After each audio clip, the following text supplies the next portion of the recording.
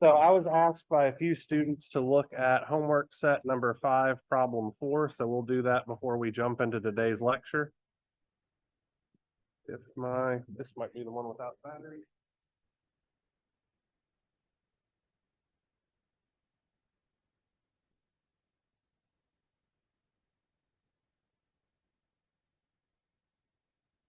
So let's look at this problem really quickly. So I have a 2-volt source, positive polarity on top.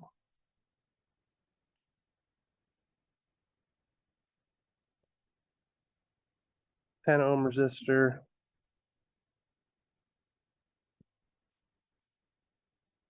Current source of negative 4.2 amps direction up. So I'm going to be lazy and draw that as positive 4.2 down.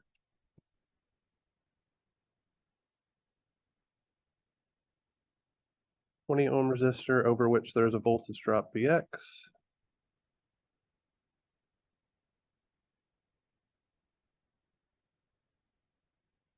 $30 ohm resistor down. $40 ohm resistor to the right.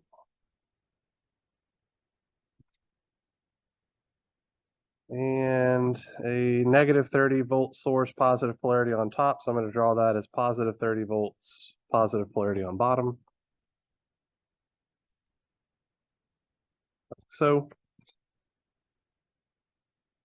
and we are trying to use superposition to determine the contribution of each of those sources to the quantity Vx, and then figure out what Vx is.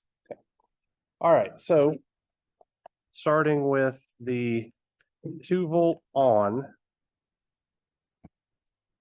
4.2 amp off, and 30-volt off, our circuit would look like this. So here's our 2-volt source.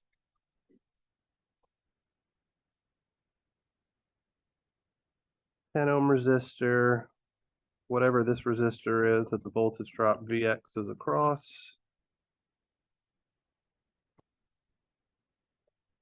30-ohm resistor.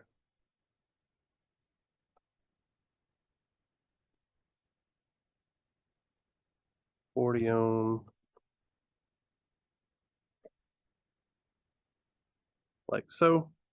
So to me, using voltage division, I can see that Vx prime is going to be 2 volts times 20 ohms in the numerator. And then I'm going to have 10 plus 20 plus 30 in parallel 40. Call it a day. With the 2-volt source off, 4.2 amp source on, and the 30-volt source off, our circuit is going to look like this, where we have a short circuit for the 2-volt source. Here's our 10-ohm resistor. Here's 4.2 amps direction down. 20 ohm, over which we have a voltage drop Vx double prime. 30 and 40. And so what I'm going to do is current division to find the current flowing through the right-hand branch, and then I'm going to do Ohm's law, and because I'm lazy and I want to do more things, I'm going to do this all in one big step. So I'm going to say that Vx double prime is going to look like negative 4.2 amps times 1 over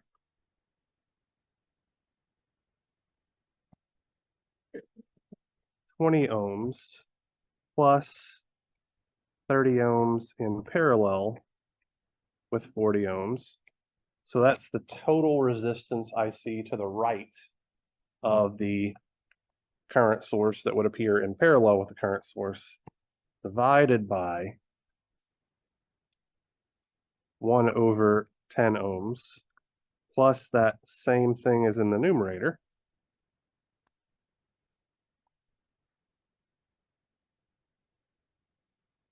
And then this whole thing is going to get multiplied by 20 ohms to give us our voltage. So this first part right here is just doing current division to find out how much current is flowing to the right, and then multiplying it by 20 ohms because of Ohm's law to get the voltage drop that we're interested in. And for the last bit, it's just going to be voltage division again. So with the 2-volt source off, 4.2 amp source off, and the 30-volt source on, we are going to have something that looks like this. So a short circuit for our 2-volt source. Here's our 10 ohm resistor, our 20 ohm resistor over which there is a voltage drop Vx triple prime.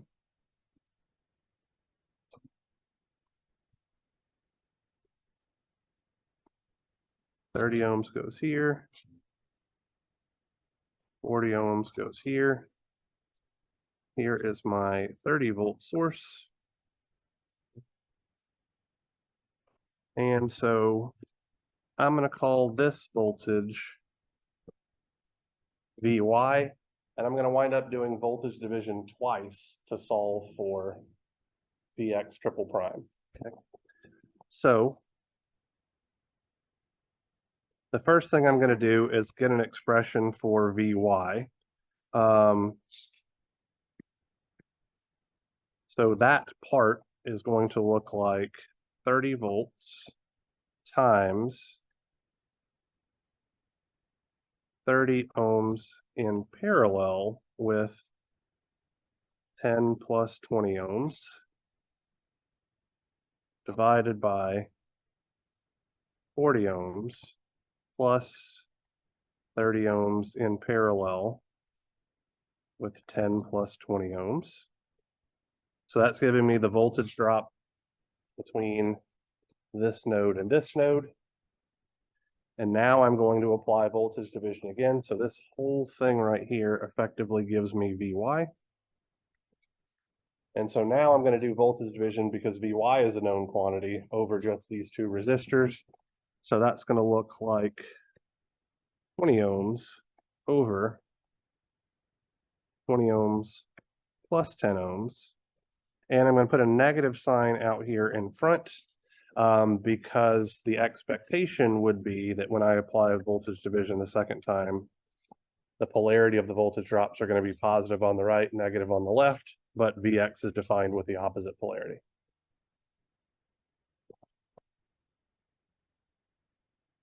You don't have to cram all of this into single equations, but once you get comfortable enough doing it, you can absolutely do things like that. But this is nothing more than the application of voltage division twice to get the voltage that I'm looking for. Up here, we had current division and then Ohm's law to get the voltage I'm looking for. And then here was just simple application of voltage division. And then you would add all those results together and your answer should be correct. So that's how I would do homework 5, problem 4. All right. Now for the topic of the day, we are going to be talking about nodal analysis. So as I've mentioned a few times at this point, this is a very, very powerful tool to use to analyze circuits. Nodal analysis in a nutshell is just using Kirchhoff's current law to set up a system of equations to solve for every unknown voltage in a circuit. So we are going to learn nodal analysis by putting it into practice. And I am going to provide to you guys a step-by-step algorithm, effectively, in order to employ the nodal analysis technique. So I want to put a caveat here. When you choose not to do the steps in the order that I have asked you to do them, or am more realistically telling you to do them, and then you screw something up and you come for me to help, the first thing I'm going to do is tell you to start over and do it in the order that I told you to, because there's a reason that I'm giving it to you in this very specific order, okay? There are some things that are very easy to forget to do, and so I put those steps first in the analysis technique to remind you, hey, before you get to the meat and potatoes of this, don't forget about the small things, okay? All right, so we're going to start by analyzing this circuit, okay? So we're going to have a 15 ohm resistor up here on top. Across which a voltage Vx is defined, positive polarity on the right, negative polarity on the left.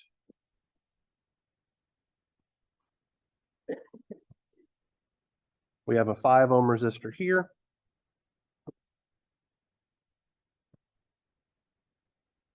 A 20 ohm resistor here. 10 ohm resistor here. We're going to have an independent 2 amp source here. And a dependent 0.5 Vx source here. All right. So this is the circuit that we're going to be analyzing. So the first thing that I want us to do is to identify our nodes. So that's going to be step number 1. I hear bags opening. I tend to get colored pencils out. That's great.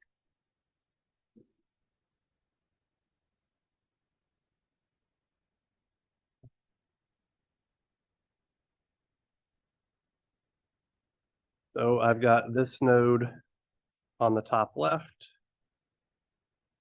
this node on the top right, this node in the middle,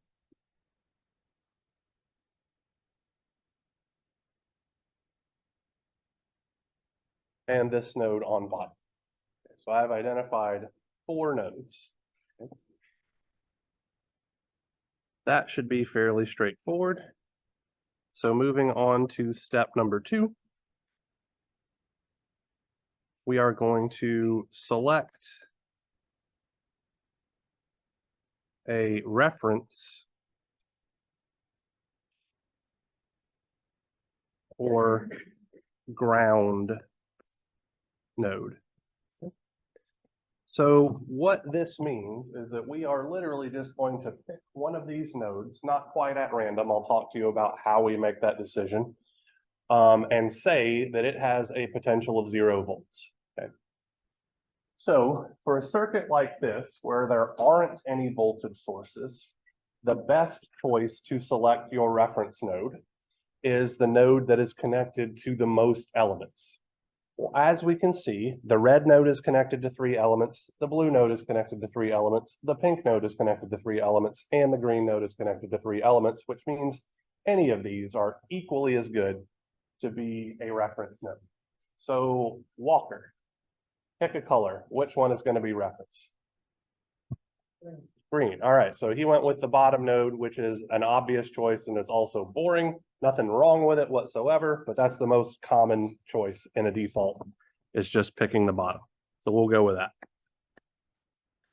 All right, so step 2 is done. We have chosen our reference node. Step 3, we are going to assign our nodal voltages.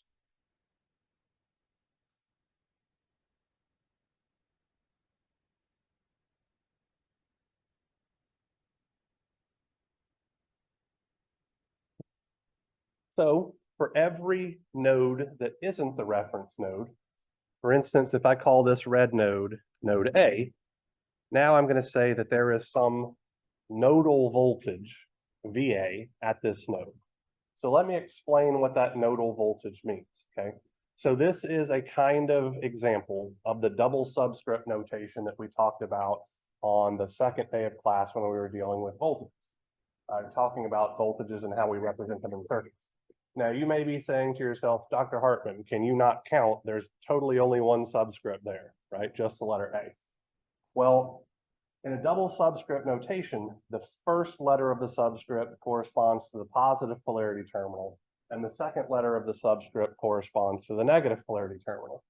For a nodal voltage, the negative polarity terminal is always, always, always the ground node, which is just 0. So it's conveying that VA, that node, is the positive polarity terminal with respect to ground. So that means that VA is the exact same thing as the voltage drop across this 10 ohm resistor. It's just a shorthand notation for that voltage without having to explicitly include the positive polarity terminal and the negative polarity terminal. So I'm going to call this middle node VB, which means that it's nothing more than the voltage drop across that 2 amp current source, positive polarity on top, negative polarity on bottom, and VC will be the voltage drop across the dependent current source, positive polarity on top, negative polarity on bottom.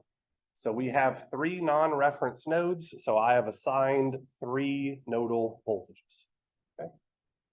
Anybody have any questions about what these nodal voltages represent? Okay.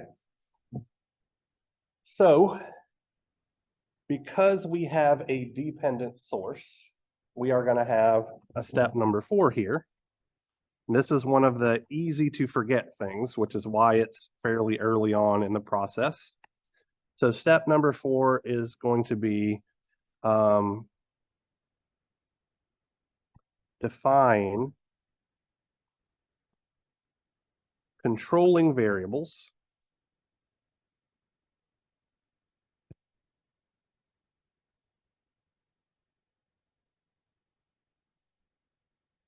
in terms of the nodal voltages.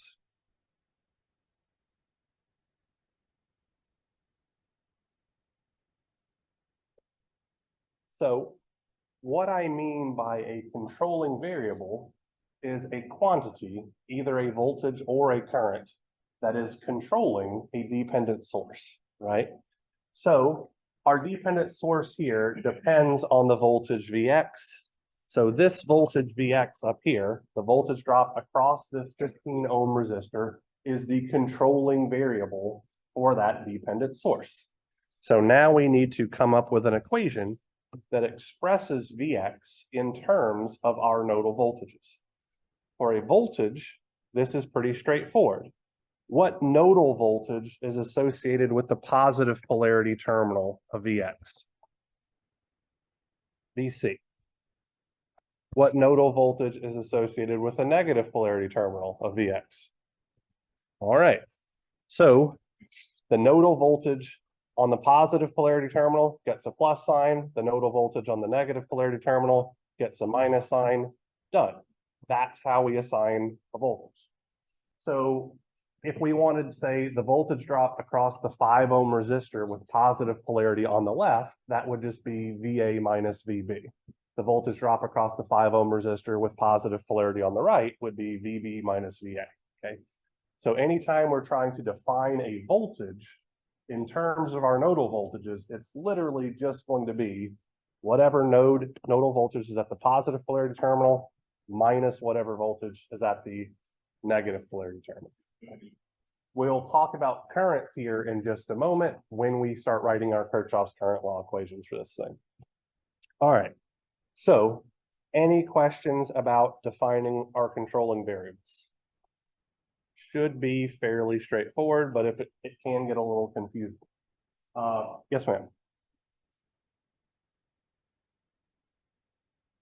Right, because the 0.5 Vx isn't controlling anything, it's taking its control from this quantity, right? So we're going to address that 0.5 Vx bit here in a moment, but we can't say that Vc is equal to 0.5 Vx or anything like that, because that's a current source. So 0.5 Vx is the amount of current that's being supplied by that thing.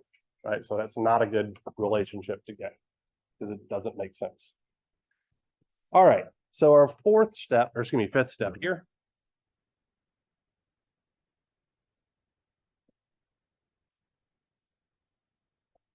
for this particular circuit and most circuits will be to write a KCL equation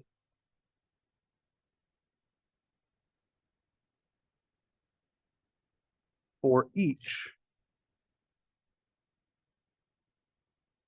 non-reference node.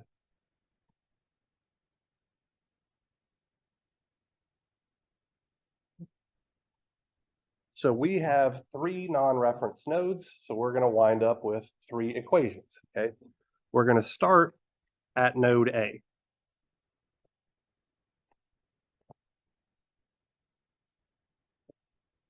And I am going to explicitly show you what currents I'm going to be adding together. So I set up my KCL equations when I'm doing nodal analysis as all of the currents that are leaving the node are positive.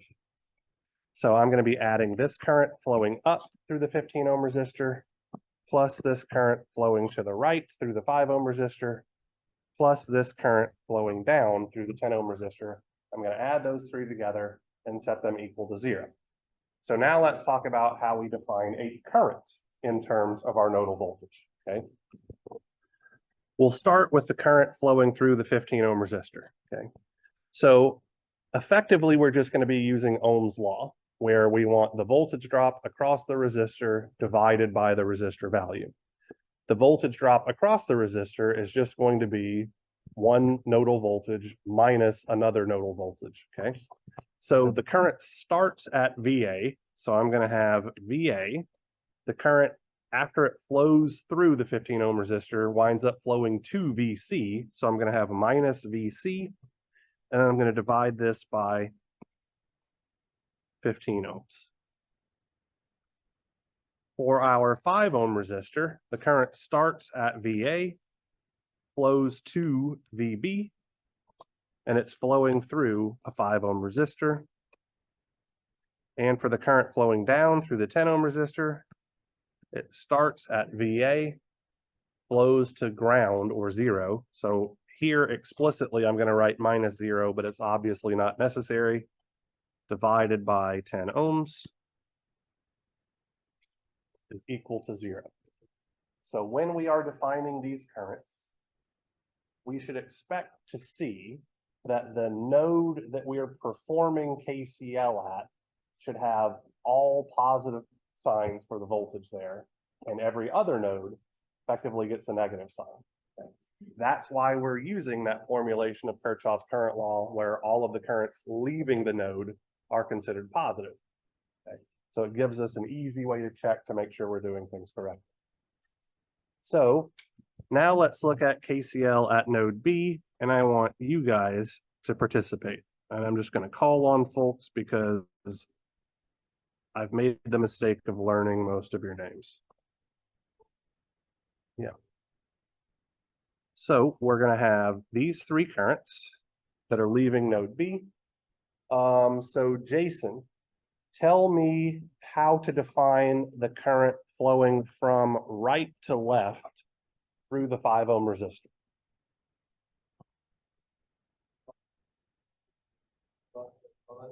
Exactly right. VB minus VA over 5 ohms.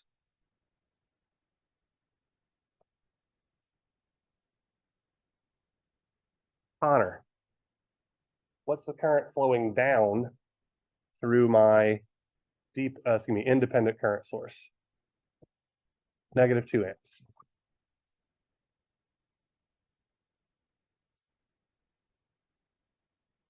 All right. Ian up here in front, what is the current flowing to the right through my 20 ohm resistor? VB minus VC over 20 ohms. Absolutely correct.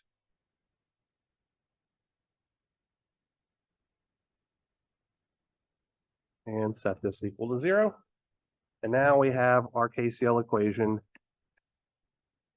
at node C.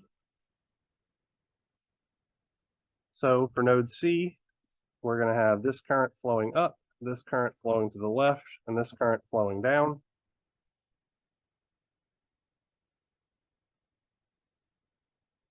Kevin in the back, tell me what the current flowing up through the 15 ohm resistor is going to look like. Absolutely right. VC minus VA over 15 ohms. Let's see here. Mackenzie, what's the current flowing to the left through the 20 ohm resistor? All right, absolutely correct.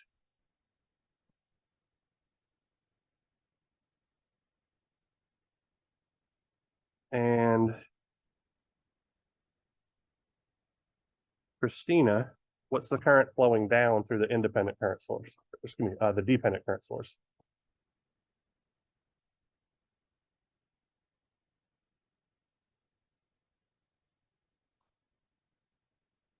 So I threw this one to you because you asked a question about it a moment ago, and you say you have to think about it, but I would argue that you don't, because that's a current source, and you're told that's it. Yeah. So current sources are easy to deal with in nodal analysis, right? If the current is flowing in the same direction as we want it, we simply just add the value of the current source. If it's flowing in the opposite direction of what we want, we simply subtract the value of the current source. Done deal. Yeah, so current sources are the easiest thing to deal with.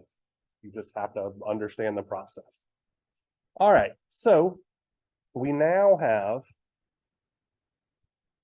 4 equations.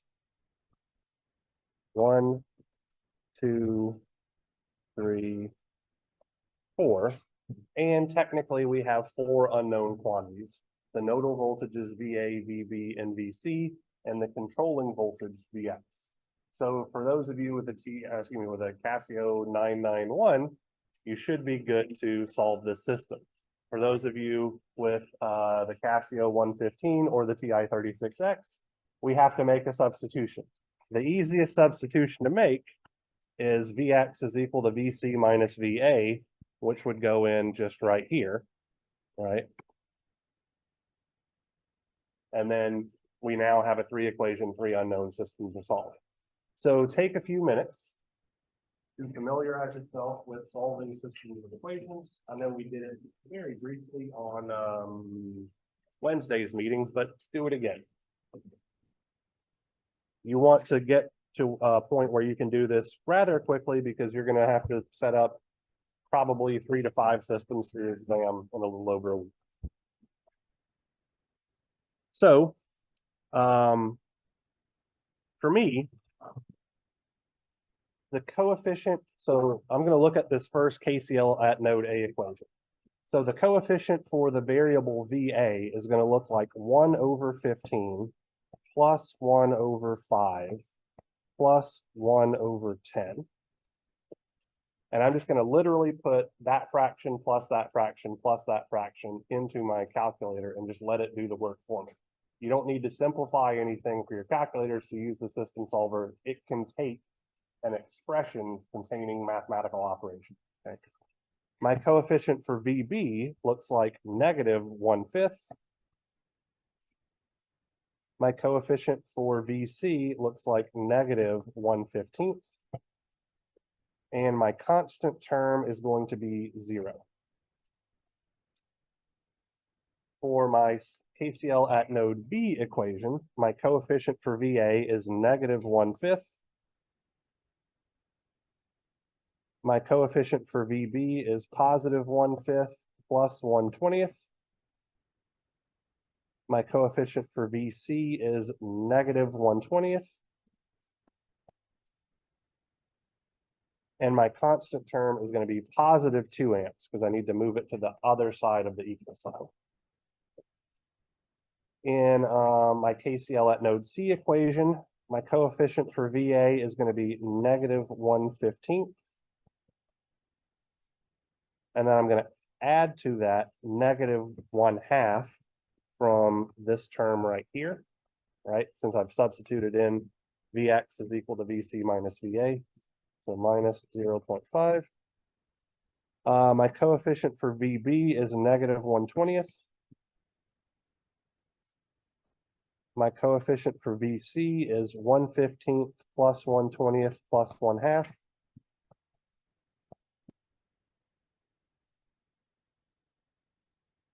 And my constant term is again 0. Solving this system of equations, assuming I typed everything into my calculator correctly, which isn't always true, I got VA as 1520 over 91 volts, or 16.703 and some change volts. VB I got as 2260 over 91, or 24.835 volts. And VC I got to be 1580 over 91, or 17.363 volts.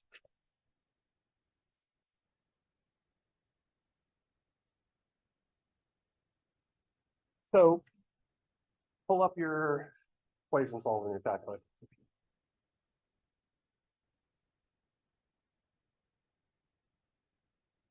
You're just putting the coefficient in it. So this is the coefficient of whatever the first variable is in the first equation. This is the coefficient of the second variable. In the first equation, this is the coefficient of the third variable in the first equation. This is the coefficient of the first variable in the second equation. Coefficient of the second variable in the second equation. The third variable in the second equation. So all you're doing is putting in the coefficient. So I split.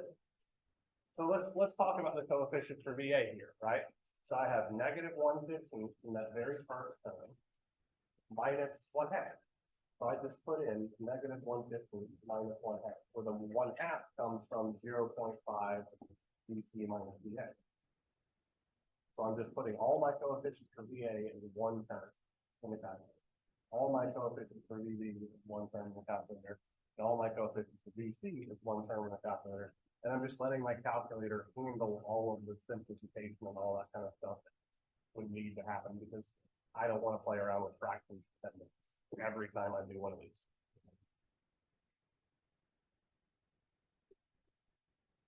Exactly.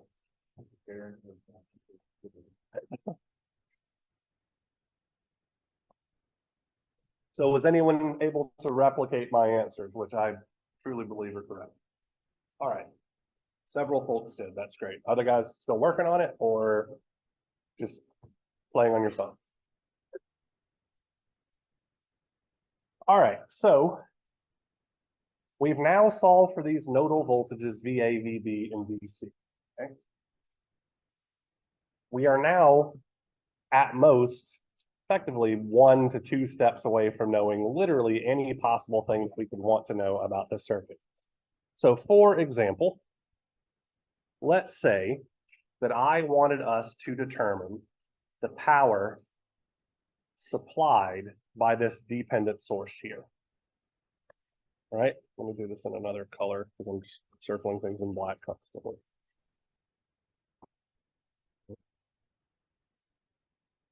If I want the power supplied by that dependent source, what do I need to know?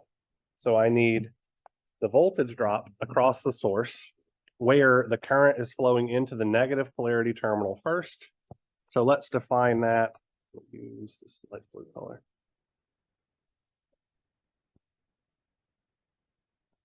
V dependent, excuse me. Like so. And I need the current I dependent. And then if I multiply those two numbers together, V dependent times I dependent, I'm going to get the power supplied by that source, right?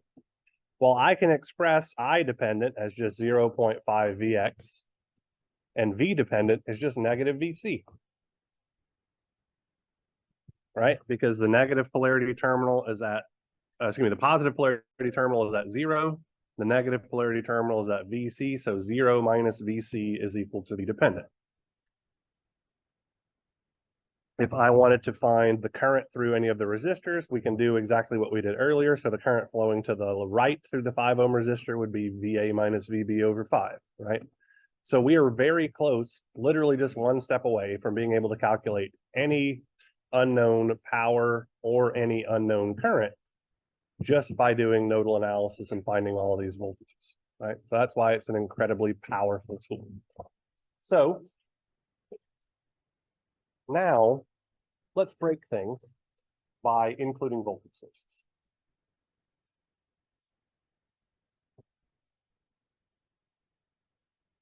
So I'm going to draw a big ugly circuit here.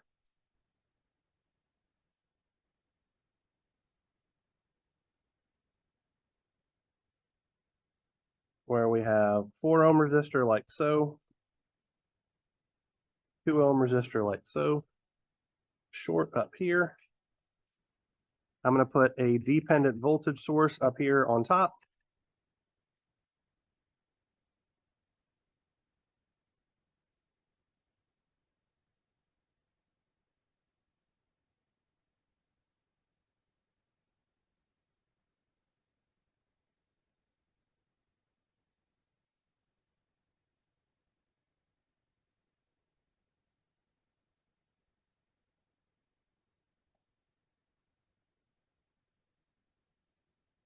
Let's throw a current source here, 0.4 amps.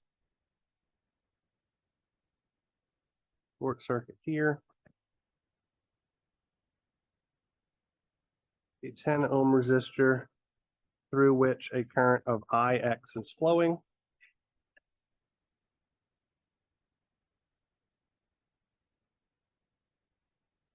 A 15-volt source here.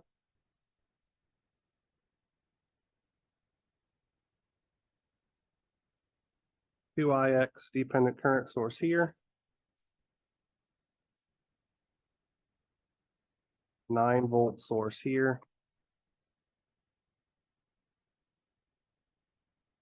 5 ohm source here. So we are going to have up to 2 extra steps whenever we have voltage sources in our current, or excuse me, in our circuit. Okay. Our first 3 steps are going to be exactly the same as they were previously, right?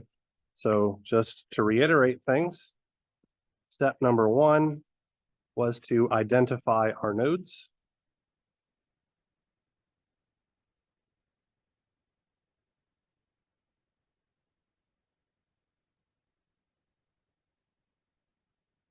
So I'll have this red node at the top left, this blue node at the top right, this orange node on the middle left, this light blue node here in the center. Let's do a purple node over here on the right and a green node on the bottom.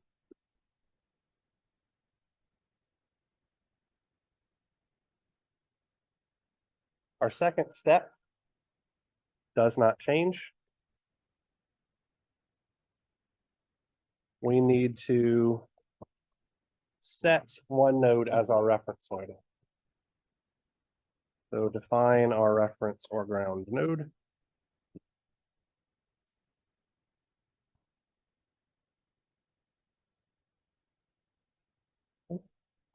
So earlier I said that when there are no voltage sources present, the best choice for your reference node is the node that is touching the most elements.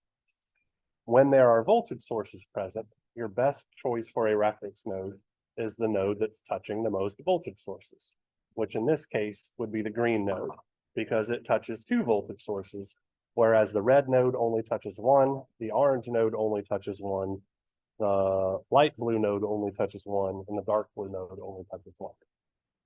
It doesn't, you don't have to use this one. This is just the one that's going to make the math slightly easier than the other options, okay? There is never a wrong choice for selecting a node, but there's usually a best choice. So I'm going to choose the bottom node as my reference node. And now I need to assign my nodal voltages.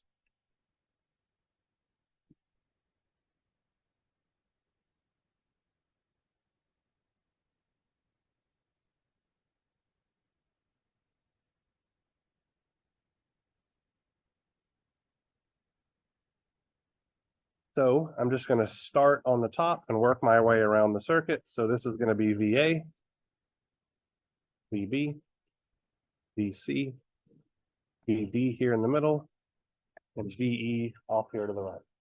So it looks like we've got 5 non-reference nodes to deal with here.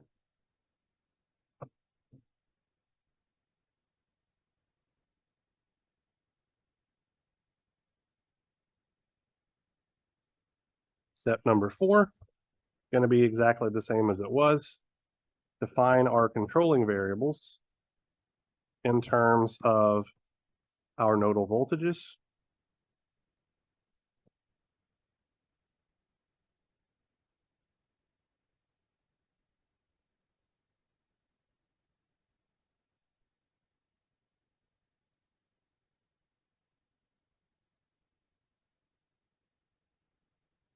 So in this case, our controlling variable is the current IX that's flowing from left to right through the 10 ohm resistor.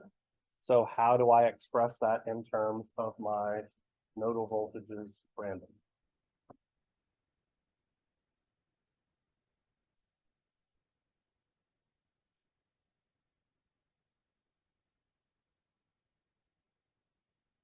Exactly correct. VD minus VE over 10 ohms.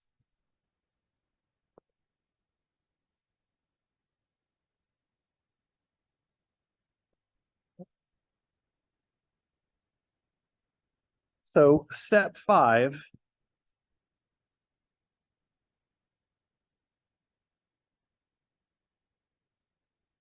this is only going to be a step when we have voltage sources in our circuit. And we are going to write a voltage relationship equation for each voltage source.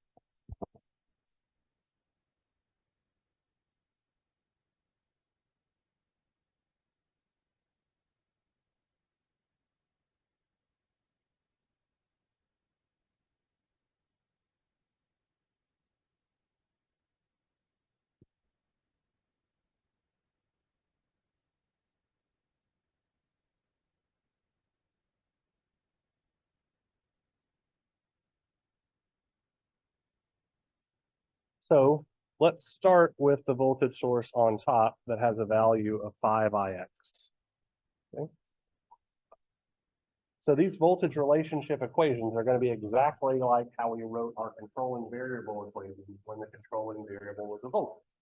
Whatever nodal voltage is at the positive polarity terminal will get a positive sign. Whatever nodal voltage is at the negative polarity terminal will get a minus sign.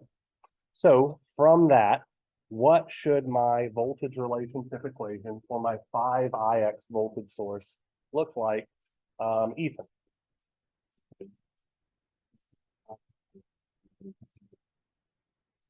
Five.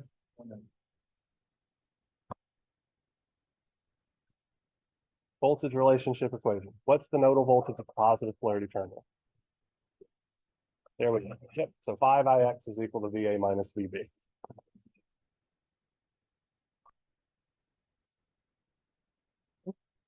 Now let's look at the 15-volt source.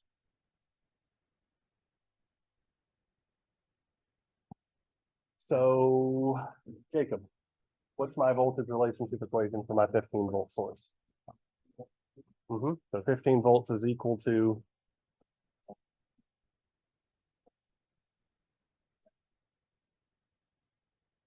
We'll simplify that. 0. That's the whole point of choosing a reference node is we're assuming it has 0 potential. So VC is equal to 15 volts. Absolutely. That's why we choose our reference node to be the one that's touching the largest number of voltage sources, because it's going to tell us that for a dependent, excuse me, for an independent voltage source, it's just going to say, well, this other node has this specific value with reference to ground, right? So now VC isn't an unknown quantity. Okay?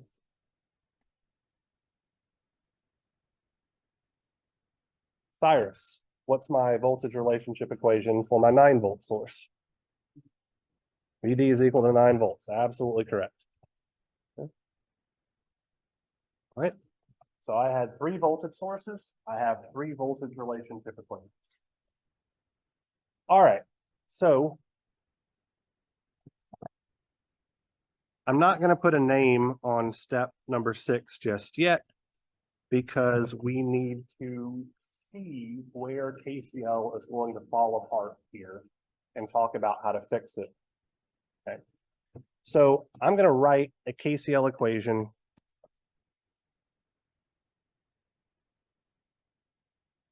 at node A here. Okay. So that's going to be this current plus this current plus this current plus this current. Okay. All my resistor current are going to be defined exactly how we did them before, right? So my current flowing down through the 4 ohm resistor is just going to be VA minus VC over 4 ohms.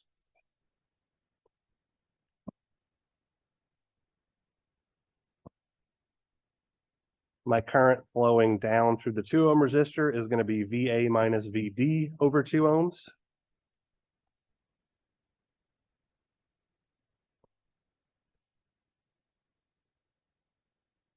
My current flowing down through my 3 ohm resistor is going to be VA minus VD over 3 ohms. That's the one diagonally to the right.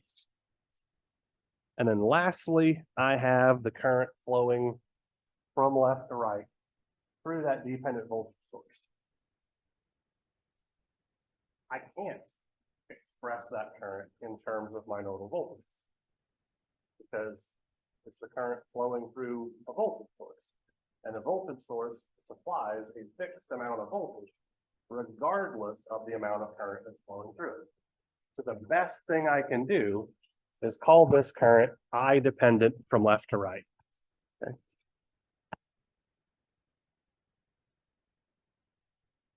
So I'm just going to add this term and then set all this equal to 0.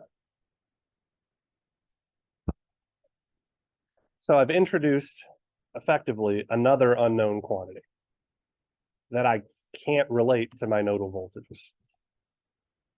Now I'm going to apply KCL at node B.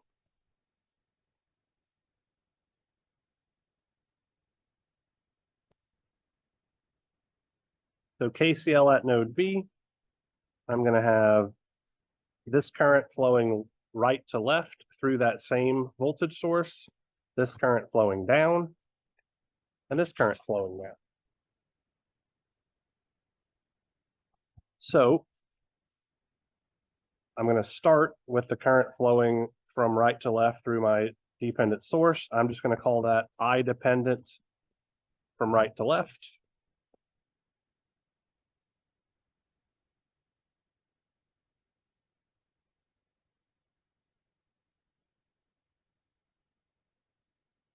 L looks too much like a C for me.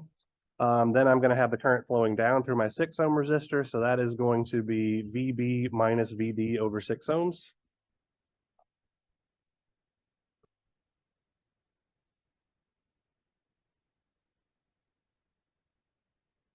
And then I'm going to have the current flowing down through my 8 ohm resistor. So that's going to be VB minus VE over 8 ohms.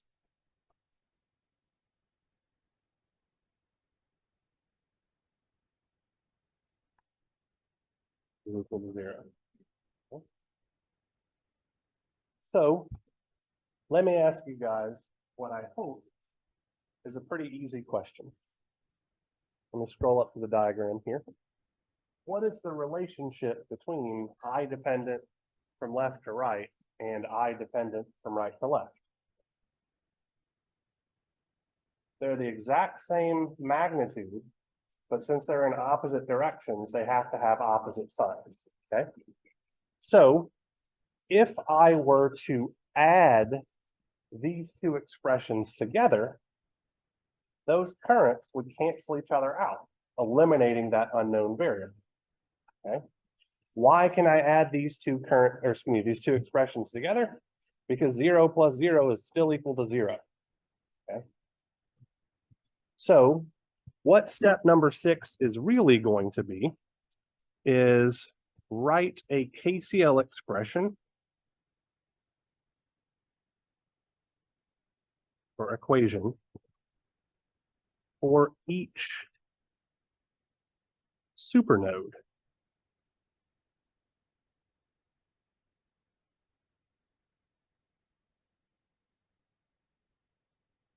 That does not contain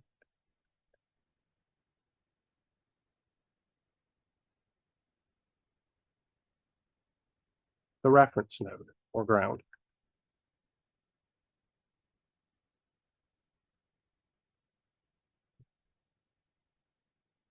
So I'm going to erase all this junk up here because we've seen what the problem is and we've talked about how to correct it. And now I'm going to introduce you to the concept of a supernode.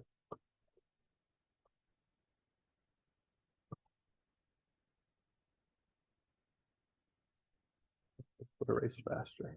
Okay. So let me scroll back up here. Effectively, every time we have a voltage source in a circuit, we are going to have a supernode, where this supernode is just going to enclose the two nodes that touch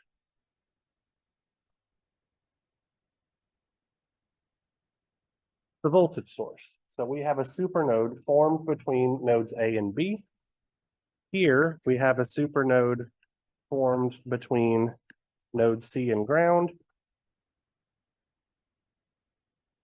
And here we have a supernode formed between node C and ground. If we perform Kirchhoff's current law at our supernode that doesn't contain our reference, we're just saying, what are all of the currents that are leaving this supernode, and then add them together. It's going to be this guy, plus this guy, plus this guy, plus this guy, plus this guy. The current that's flowing through the voltage source from left to right gets canceled out by the current that's flowing through the voltage source from right to left. So this is just a quicker way for us to say those currents cancel, so let's not even bother with it, okay? That's all a supernode is. Walker. Okay. All right, so all I'm going to do is now just add all these currents together, and it would be the exact same thing as if I had written an equation at A, written an equation at B, and added them together. Isaiah, do you have a question?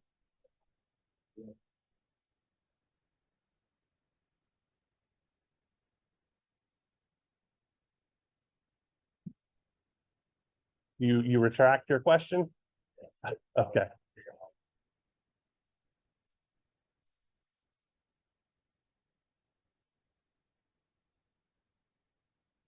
Exactly right. Yeah. All right. So my current flowing down through my 4 ohm resistor is going to look like VA minus VC over 4 ohms. So this will be KCL at supernode AB. VA minus VC over 4 ohms. Then I'm going to have VA minus VB. Excuse me, that's not right. VD. Remembering correctly, it might be better to just scroll up here and look. Sorry. Yep, VA minus VD over 2, VA minus VD over 3.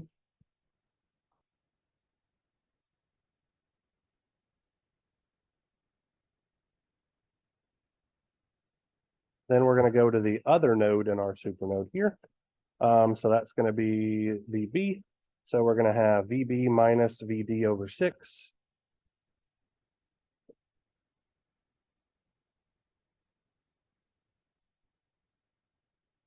And VB minus VE over 8. Set this equal to 0. So those are all of the currents that are leaving that supernode, that combination of nodes. And we are neglecting the current that flows through the voltage source because we know that we would be counting it in both directions, so it would just wind up canceling out anyway. Technically speaking, and we don't see this here, if there is a resistor that is directly in parallel with the voltage source, we wouldn't need to include the current flowing through that resistor either, because we're going to get canceling contributions. So anytime there is a resistor directly in parallel with a voltage source, it doesn't need to show up in your supernode equation either. It doesn't hurt anything. You're just going to count it twice in the opposite directions, and it's just going to cancel out. All right. So step number 7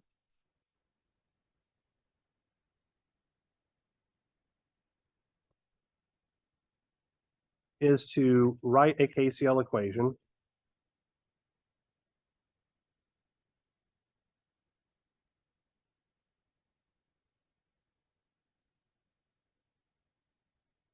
for all remaining non-reference nodes.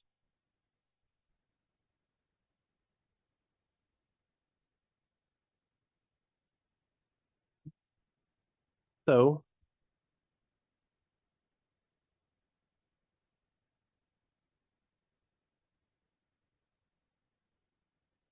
what's the only node here that we have to write a KCL equation for?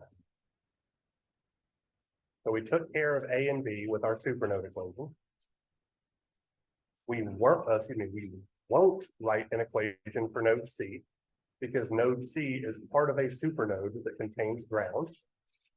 We won't write an equation for node D because it's part of a supernode that contains ground. So literally the only thing that's left is node E. So for node E, we're going to have this current plus this current plus this current, add them together, set it equal to 0. So KCL at node E is going to look like VE minus VB over 8.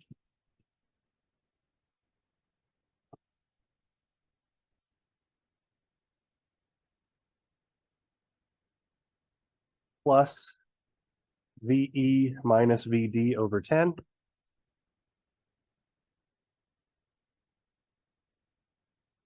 Plus VE over 5 equal to 0. So let's cut it here, right? So our controlling variable equation, so that's 1. Our voltage relationship equations, 2, 3, and 4. Our KCL at our supernode equation gives us 5. And our KCL equation at our remaining node gives us 6. So we have 6 equations and 6 unknowns. Our 5 nodal voltages as well as the controlling current IX. Okay. So we don't need anything else, right? That's why we don't need any more equations. So we will never write a KCL equation leaving ground, and we will never write a KCL equation or a supernode that contains ground. That is probably the most common mistake I see, is writing a KCL equation for a supernode that contains ground. All right, so we have 6 equations and 6 unknowns. Realistically here, VC isn't actually an unknown quantity. We know that it's 15 volts. VD isn't actually an unknown quantity. We know that it's 9 volts, and we could substitute in our relationship for IX from equation 1 into equation 2 to put everything in terms of our nodal voltages, and we wind up with a 3 equation, 3 unknown system. I, however, am lazy. And so whenever I have a system of equations that I can't do in my calculator easily, I utilize MathCAD to solve that system.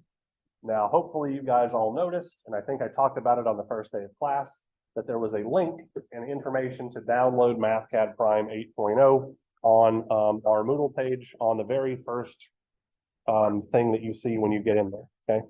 So I just want to show you guys really quickly how to use MathCAD to solve a system of equations, because when you get to your homework set, I believe there is one problem that involves solving an 11 equation, 11 unknown system. And so trying to do that by hand would take a week. Doing it by computer takes 10 to 15 minutes. All right, so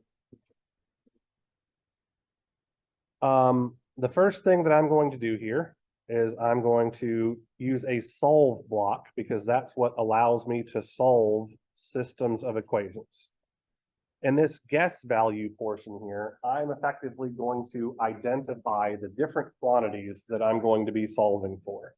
So I have my 5 nodal voltages, VA, VB, VC, VD, and VE. So let's do those first. So I'm going to do V. Oh, I have caps lock on, excuse me. I am meticulous about the way that I do things, so I'm going to use subscripts and all that kind of stuff and units. You don't necessarily have to, but to me, it's easier to figure out where mistakes are happening if you choose to use units.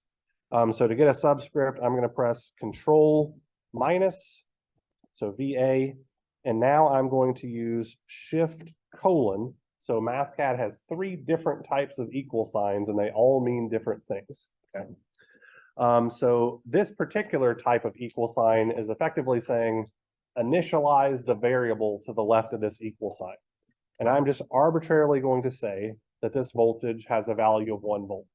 And then my solver is going to correct that as it figures out what the actual answer is. And I'm going to repeat this for my other voltages, right? So VB is equal to 1 volt. VC is equal to 1 volt. That is not a V.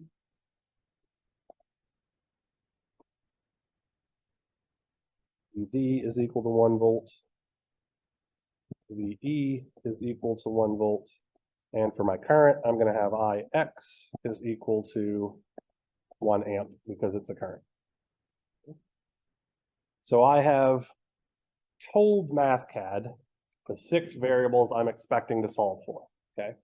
Now, all of the equations we wrote for this particular system are what's going to go in the constraints section, right? So my first equation was defining IX. So I'm going to have IX. And when I'm doing these constraint equations, I need to do control equal sign. So what this equal sign means is whatever is on the left-hand side of the equal sign is forced to be exactly equal to whatever is on the right-hand side of the equal sign, which in this case was VD minus VE over 10 ohms, if my memory is correct.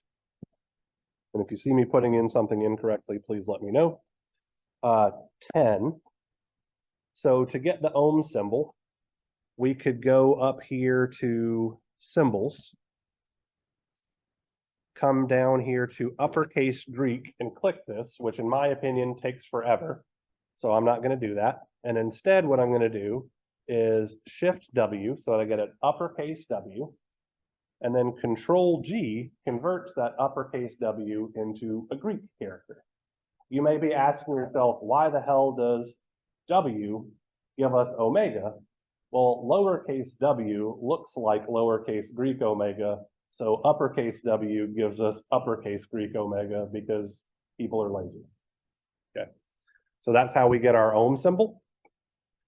That's my first constraint equation. Now I'm going to have my voltage relationship equations. So I have 5ix. Actually, let's do something here. So 5. So what should the units of that 5 be for that dependent source? Let's look at it really quickly. That's the wrong thing. Right. So this is a current controlled voltage source. So that 5 has units of volts per amp, right? Because 5 volts per amp times some amount of current is going to give us an output in volts. So I'm going to explicitly put those units in. Times IX will be equal to VA minus VD, no, excuse me, VB. Now I'm going to have, let's see, I think VC is equal to 15 volts. So 15 volts, control equals VC. 9 volts, control equals VD. And now I'm at my KCL equation at my supernode. So that is going to be VA minus VC over 4 ohms plus VA minus VD over 2 ohms plus VA minus VD over 3 ohms plus VB minus VD over 6 ohms plus VB minus VE over 8 ohms is equal to 0. And now I need my KCL equation at node E. So that was VE minus VB over 8 ohms plus VE minus VD over 10 ohms plus VE over 5 ohms is equal to 0. And we scroll down here a smidge.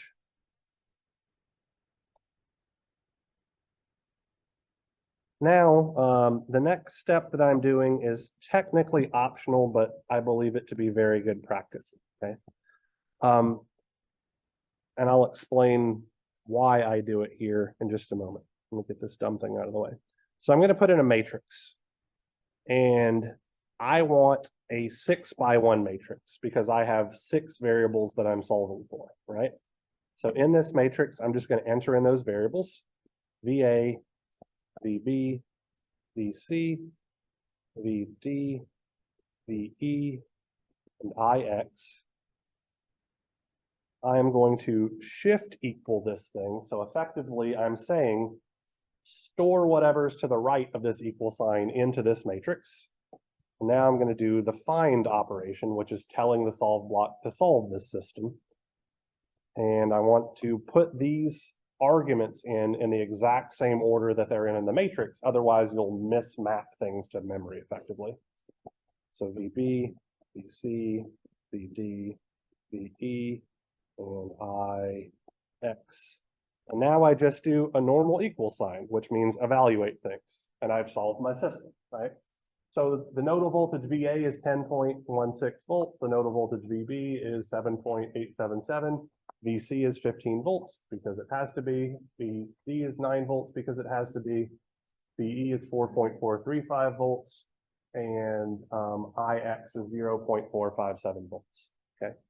So now let me show you why I have to, or why it's good practice to store these variables in this matrix. So let's say that our ultimate goal of this particular circuit was to solve for, let's see, let's do something easy. The power absorbed by the 5 ohm resistor, okay? So down here outside of my solve block, I'm going to say that P5, the power absorbed by the 5 ohm resistor, is going to be the voltage drop across the 5 ohm resistor, which is just VE squared divided by 5 ohms. And I get 3.933 watts, okay? Now, if I were to delete this matrix, I just want to delete the matrix, not the whole damn thing.